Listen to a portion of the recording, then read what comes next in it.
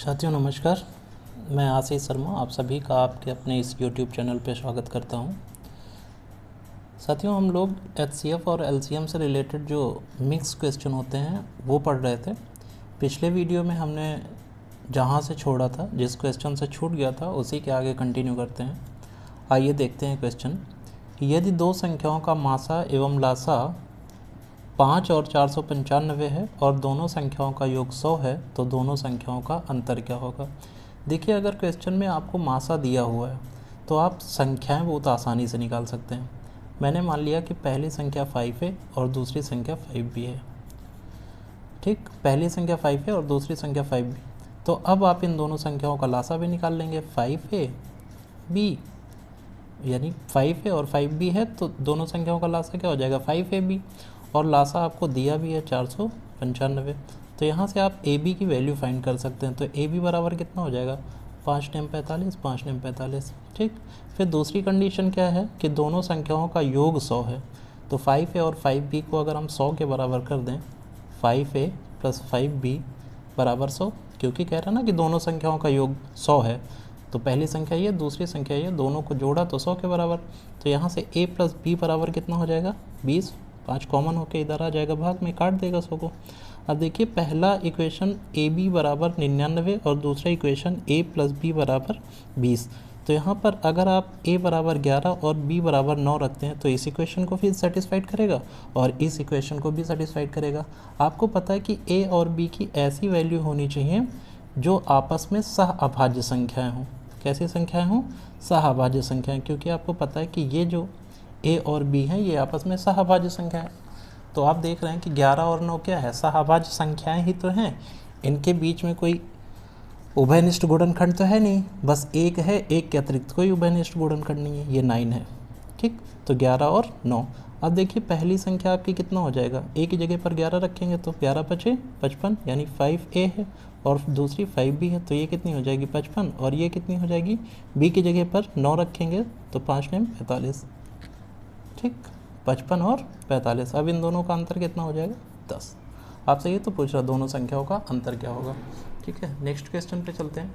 देखिए, next question अब next type पे होंगे। जैसे आपको पता है कि एलसीएम और एचसीएफ के मिक्स क्वेश्चन आप लोग पढ़ रहे हैं, हम लोग पढ़ रहे हैं। तो अब देखिए, अगर कभी भी आपसे भिन्नों का मासा पूछे या भिन्नों का लासा पूछे तो आप ऐसे क्वेश्चंस को कैसे हैंडल करेंगे या कैसे टैकल करेंगे। आप देखिए, इसके लिए एक फॉर्मूला है कि अगर भिन्नों का मासा आपसे कहा जाए तो भिन्नों का मासा आप कैसे निकालेंगे। अंश का मासा और हर का लासा। आपको पता है कि कोई भी भिन्न होती है तो उसमें एक अंश होता है, एक हर होता है। जैसे a/b, तो a क्या है, अंश है, और b क्या है, हर है। तो भिन्नों का मासा कैसे निकलता है, अंशों का मासा निकलेगा, हर का लासा निकलेगा। अगर भिन्नों का लासा निकालने के लिए कहा जाए तो आप क्या करेंगे, अंशों का लासा निकाल लेंगे, हर का मासा निकाल लेंगे। मतलब जो चीज़ निकालनी होगी वो अंशों का निकलेगा। बात समझ रहे हैं। जैसे भिन्नों का लासा है, भिन्नों का लासा निकालना है तो अंशों का लासा निकालिए और नीचे वाले हरों का मासा। इसमें भिन्नों का मासा तो अंशों का मासा निकल आएगा और नीचे वाले हरों का लासा। देखिए, क्वेश्चन के माध्यम से आपको ज़्यादा बातें क्लियर होंगी। पहला क्वेश्चन क्या है कि 9/10, 12/25, 18/35, 21/40 का मासा क्या होगा।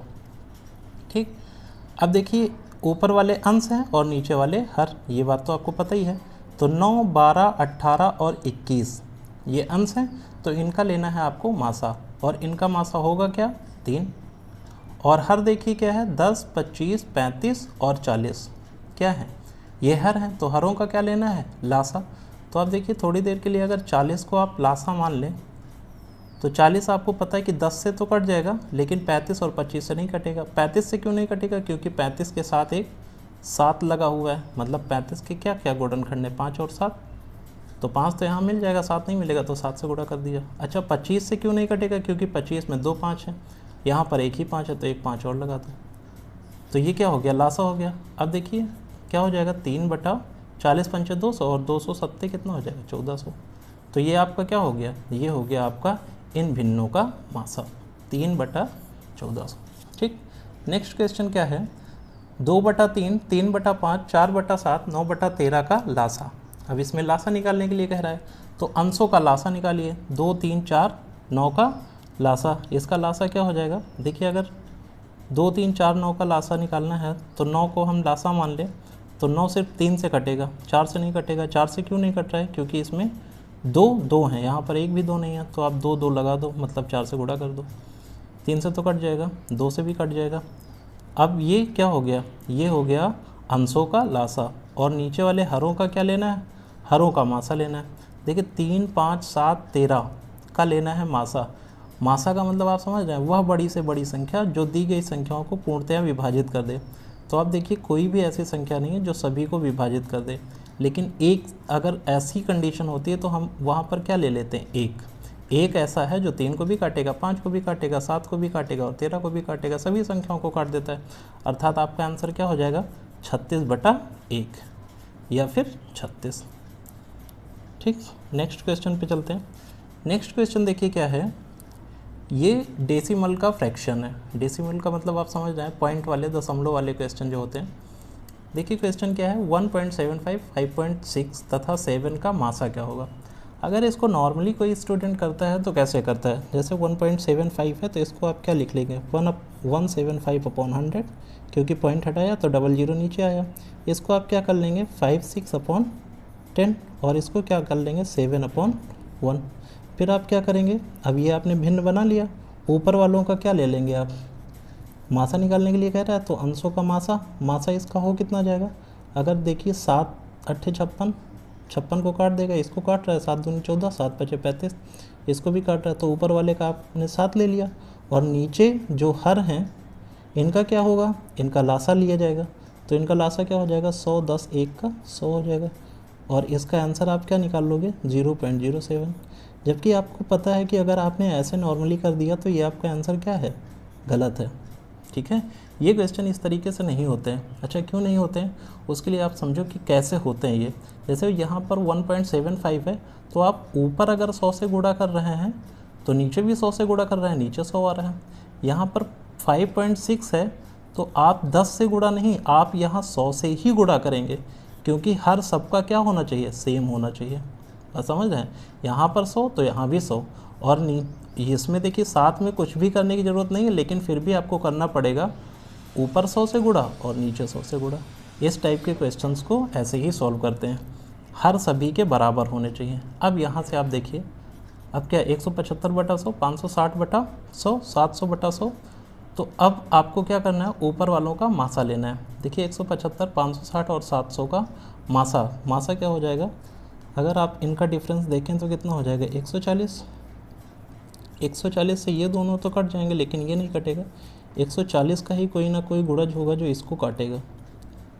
देखिए अगर इसको आप देखें तो 35 से ये कट जाएगा, 5 5 25, 5 दिए 15, और हाँ यानी 140 का एक गुणनखंड 35 तो है, तो इसके गुणनखंड से ही कटेगा, अर्थात इसका मासा क्या हो गया, 35 हो गया। 175, 560 और 700 का मासा क्या हुआ, 35, और नीचे वालों का लासा लेना है तो लासा क्या हो जाएगा, 100। अर्थात इसका जो राइट आंसर आएगा वो 0.35 आएगा। बात समझ में आ रही होगी। ठीक, नेक्स्ट क्वेश्चन क्या है, 2.4, 0.36 और 7.2 का मासा।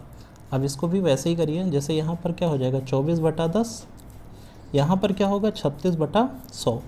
तो आपको इसको भी 100 बनाना पड़ेगा, तो यहाँ पर भी एक 0 आ जाएगा, और ये क्या हो जाएगा, 72/10 होगा, लेकिन दोनों में 100 तो यहाँ भी 100 बनेगा। अब मासा क्या हो जाएगा, 36, 240 और 720 का मासा। देखिए 36 से 36 दूनी 72, लेकिन 240 नहीं कटेगा, तो 36 का ही कोई ना कोई गुणनखंड होगा जो इसको काटेगा 240 को। तो 18 भी नहीं काटेगा, 12 से कट जाएगा, तो इसका मासा क्या हो जाएगा, 12, और नीचे वाले का लासा क्या हो जाएगा, 100। अर्थात इसका राइट आंसर जो आएगा वो कितना आएगा, 0.12। ठीक है, अब देखिए नेक्स्ट टाइप के क्वेश्चन पढ़ने के लिए इस कॉन्सेप्ट को समझना बेहद ज़रूरी है। यहाँ पर नोट पॉइंट लिखा है, नोट पॉइंट क्या है, x की पावर n प्लस a की पावर n का common factor x plus a होगा, लेकिन ये कब होगा, जब n एक विषम संख्या होगी। बात समझ रहे होंगे कि n अगर यहाँ पर 3 हो जाए तो यहाँ भी 3, यहाँ भी 3, तब x प्लस a एक कॉमन फैक्टर होगा। अगर n की वैल्यू 5 होगी तब x प्लस a एक कॉमन फैक्टर, यानी n की वैल्यू जो भी होगी वो एक ऑड नंबर होगा। दूसरा नोट पॉइंट क्या है, कि अगर मान लो x माइनस एक्स की पावर n माइनस ए की पावर n है, तो इसका एक कॉमन फैक्टर x माइनस ए होगा कब? जब n एक विषम संख्या होगी। n क्या होगी? एक विषम संख्या होगी, तो x माइनस ए क्या हो जाएगा? इसका एक कॉमन फैक्टर। लेकिन जब n एक सम संख्या होगी, मान लो 2, 4, 6 इस तरीके से, तो x माइनस ए के साथ साथ x प्लस ए भी एक कॉमन फैक्टर होगा। इस पर आधारित क्वेश्चन करते हैं तो आपको बात थोड़ी ज़्यादा क्लियर होगी। देखिए, इस पर आधारित क्वेश्चन क्या है।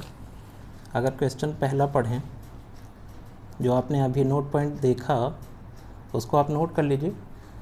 तो इस पर क्वेश्चन क्या है, 527 की पावर 379, 527 की पावर 379 प्लस 473 की पावर 379 तथा 527 की पावर 166 प्लस 473 की पावर 166 के सार्वगुणनखंड। सार्वगुणनखंड का मतलब HCF, मतलब जो इसमें कॉमन, जो फैक्टर इसमें होगा वही फैक्टर इसमें होगा, तो आपको कॉमन फैक्टर बताना है।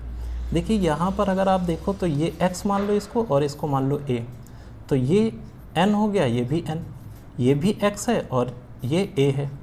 यहाँ पर देखिए n की जो वैल्यू है वो सम है और यहाँ पर जो n की वैल्यू है वो क्या है? विषम है। तो जब आपने देखा कि x प्लस a यानी x की पावर n प्लस a की पावर n और n एक विषम संख्या होती है, तो वहाँ पर जो इसका फैक्टर होगा वो क्या होगा? एक फैक्टर जो होगा इसका वो x प्लस a होगा, मतलब इन दोनों का योग। तो 7 3 10 और 7 2 9 1 10, 5 4 9 1 10, ये तो इसका एक फैक्टर हो गया इसका, ठीक। और इसमें देखिए जब x की पावर n माइनस a की पावर n होता है, लेकिन n क्या होता है? एक सम, तो x माइनस a के साथ साथ एक इसका कॉमन फैक्टर होता है x प्लस a, मतलब इसका भी 537 प्लस 473 हो जाएगा, तो इसका भी कितना आ जाएगा? 1000। तो यहाँ से बात समझ में आ रही है कि जो इसका HCF होगा या सार्वगुणनखंड होगा वो क्या होगा? 1000 होगा। क्या होगा? 1000। सीधे नोट पॉइंट से आप इस तरह के क्वेश्चन को करेंगे। नेक्स्ट क्वेश्चन इसी पर देखिए, 23 की पावर 19 प्लस 19 की पावर 19 तथा 23 की पावर 23 प्लस 19 की पावर 23 के सार्वगुणनखंड या HCF ज्ञात कीजिए। ये भी सेम है, x की पावर n प्लस a की पावर n। n आप देख रहे हो क्या है? विषम संख्या। यहाँ भी n एक विषम ही संख्या है, तो क्या हो जाएगा? इसका एक common factor x plus a होगा, इसका भी एक common factor x plus a होगा, तो x प्लस a कितना हो जाएगा? 23 और 19 कितना? 42। तो इसका सार्वगुणनखंड क्या हो जाएगा? 42, मतलब कितना? सार्वगुणनखंड का मतलब HCF, है ना। नेक्स्ट क्वेश्चन देखिए, आई होप आपको बातें समझ में आ रही होंगी। आप नोट पॉइंट को थोड़ा ढंग से देखेंगे तो ये क्वेश्चन के माध्यम से आपको ज़्यादा बातें क्लियर हो जाएगी। देखिए एक क्वेश्चन ये है, इस टाइप का भी क्वेश्चन पूछा गया है कई परीक्षाओं में। आप देखिए 6 घंटियाँ, वैसे ही इस टाइप का क्वेश्चन आप पढ़ चुके हैं लासा में, लेकिन एक बार फिर से देख लेते हैं। इसमें थोड़ा सा एडिशनल पूछा गया है। देखिए क्या कह रहा है, 6 घंटियाँ एक साथ बजना शुरू करती हैं, एक क्रमशः, हाँ 6 घंटियाँ एक साथ बजना शुरू करती हैं एवं क्रमशः 2 4 6 8 10 12 सेकंड के अंतराल पर बजती हैं। 30 मिनट में वे एक साथ कितनी बार बजेंगी? आप तो ये देखिए कि अगर वो एक साथ एक बार बज चुकी हैं, है ना, एक साथ बजना शुरू करती हैं एवं क्रमशः 2 4 6 8 10 12 सेकंड के अंतराल पर बजती हैं, तो आप इन संख्याओं का लासा लें। 2 4 6 8 10 12 का लासा कितना हो जाएगा? अगर हम 12 मान लें थोड़ी देर के लिए, तो 10 से तो कटेगा नहीं क्योंकि 5 है इसमें लगा है, तो 5 से गुणा कर दिया। 8 से भी नहीं कटेगा क्योंकि 8 में 2 3 है, सॉरी जो 2 हैं वो 3 बार है, और यहाँ पर कितना है? 4 3 12, यहाँ 2 बार, तो 1 2 और लगा दीजिए। अब तो 6 से भी कट जाएगा, 4 से भी कटेगा 2 से, अर्थात कितना हो गया? 12 5 60 दूनी 120 सेकेंड। 120 सेकेंड जो आया है ना, 120 सेकेंड के अंतराल पर ये घंटियाँ बार बार एक साथ बजेंगी, मतलब हर एक 120 सेकेंड के बाद ये जितनी भी घंटियाँ दी गई हैं 6 की 6 घंटियाँ बार बार बजेंगी। और 120 सेकेंड का मतलब क्या हुआ? 2 मिनट। हर 2 मिनट के बाद एक बार बज जाएंगी। तो आपसे पूछा 30 मिनट में भी एक साथ कितनी बार बजेंगी? तो देखिए 30 मिनट का मतलब कितना, कि अगर हर 2 मिनट में एक साथ बजती है तो 30 मिनट में कितनी बार बजेंगी? 2 से भाग कर दीजिए 15। लेकिन यहाँ पर 15 आपका राइट आंसर नहीं होगा। क्यों? क्योंकि एक बार ये 7 बज चुकी हैं, 6 घंटियाँ एक साथ बजना शुरू करती हैं, तो पहली बार जब बजी होंगी तो उसमें तो टाइम ही नहीं लगा होगा, तो इसलिए यहाँ पर एक ऐड करते हैं। तो इसका जो राइट आंसर होगा वो कितना होगा, 16। मतलब एक बार 7 बजने के बाद 15 बार और 7 बजेंगी, अर्थात कितनी बार बजेंगी, 16 बार। तो दोस्तों आज से एलसीएम और एचसीएफ के सारे क्वेश्चन हो गए हैं, सारे टॉपिक आपके हो गए हैं। जो भी प्रॉब्लम हो आप कमेंट करके पूछिएगा। अगर वीडियोस आपको समझ में आ रही हो, पसंद आ रही हो, तो अपने साथियों के साथ, अपने दोस्तों के साथ शेयर करें, लाइक करें और चैनल को सब्सक्राइब करें। जय हिंद।